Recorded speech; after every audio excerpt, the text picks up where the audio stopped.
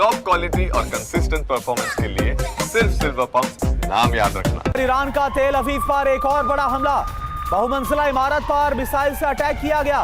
Missile attack में धराशायी हो गई बहुमंजिला इमारत।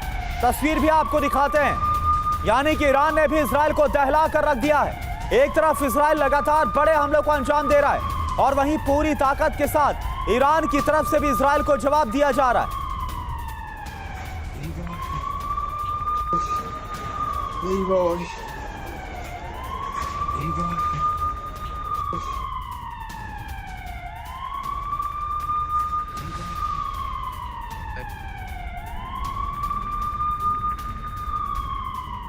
तो आप देखिए, ईरान की तरफ से तेल अवीव पर अटैक किया गया, बहुमंजिला इमारत पर अटैक किया गया। ईरान के हमलों से दहल गया हाइफा भी।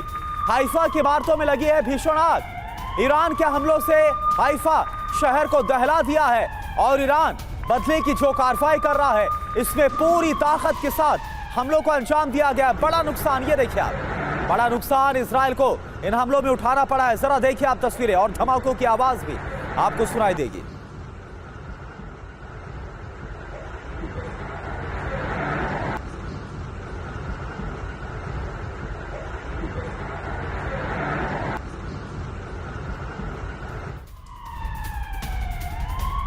और एक और बड़ी खबर हाइफा से ही, हाइफा की तेल रिफाइनरी में भी आग लगी है। ईरान के मिसाइल हमले के बाद आग लग गई रिफाइनरी से, धुआं और आग उठता हुआ नजर आ रहा है। तो ना सिर्फ इजराइल की तरफ से ईरान के तेल डिपो पर, ऊर्जा ठिकानों पर अटैक किया गया, बल्कि कुछ ऐसा ही हमला ईरान ने भी किया। हाइफा की तेल रिफाइनरी पर अटैक किया गया और अब वहां से धुआं और आग की लपटें उठती हुई नजर आ रही है। ईरान की मिसाइल हमले के बाद यह आग लगी है रिफाइनरी से, धुआं उठ रहा है और आग का गोला भी नजर आ रहा है।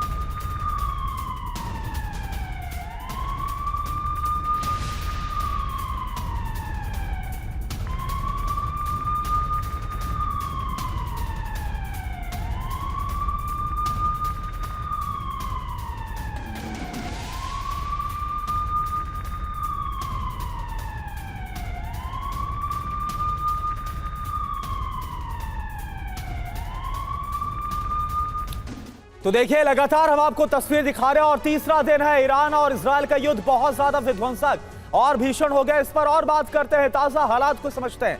Brigadier Jeevan Rajpurohit sir as a defence expert इस वक्त हमारे साथ जुड़े हुए हैं। राजपुरोहित सर, ऐसा लग रहा है, क्योंकि हम देख पा रहे हैं कि अमेरिका एक तरफ कोशिश कर रहा है, फ्रांस की तरफ से बात की गई है, रूस कोशिश करता हुआ नजर आ रहा है कि ये जो हमले हैं इन्हें रोक दिया जाए, लेकिन हालात और ज्यादा विध्वंसक और भयावह होते हुए नजर आ रहे हैं। आपको क्या लग रहा है सर, ये जो स्थिति है वो किस तरफ इंडिकेट कर रही है?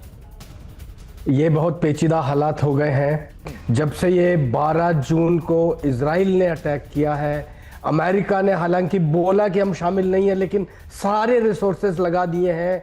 तो जो वॉर इजराइल और हमास के बीच में था, अब ये फैल करके पूरे वेस्ट एशिया में फैल गया है। और जो लेबनान, पैलेस्टाइन, यमन और इजराइल का वॉर था, अभी चूंकि ईरान शामिल हो गया है, आपने अभी बोला फ्रांस, यूके शामिल हो गए हैं, अमेरिका की तरफ से पूरी मदद इनको मिल रही है। तो एक साइड तो इतनी हैवी हो गई है कि अभी ईरान का डिस्ट्रक्शन बहुत सामने क्लियरली नजर आता है।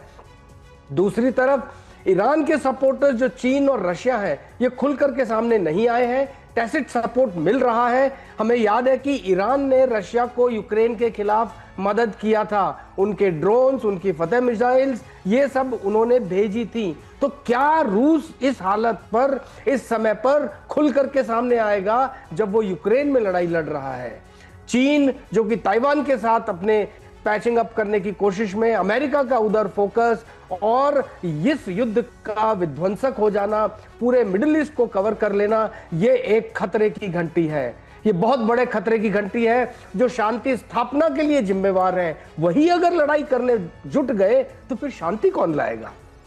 बिल्कुल बिल्कुल राजपुरोहित सर, ये अपने आप में बड़ा सवाल है और हालात कुछ ऐसे बनते नजर आ रहे, क्योंकि हम देख रहे हैं कि अमेरिका जो अहम साझेदार है इजराइल का, भले अमेरिका ने शुरुआत में इंकार किया हो कि जो पहला हमला किया गया इजराइल की तरफ से, इसमें उसका कोई हाथ था, लेकिन अब पूरी मदद करता हुआ नजर आ रहा है।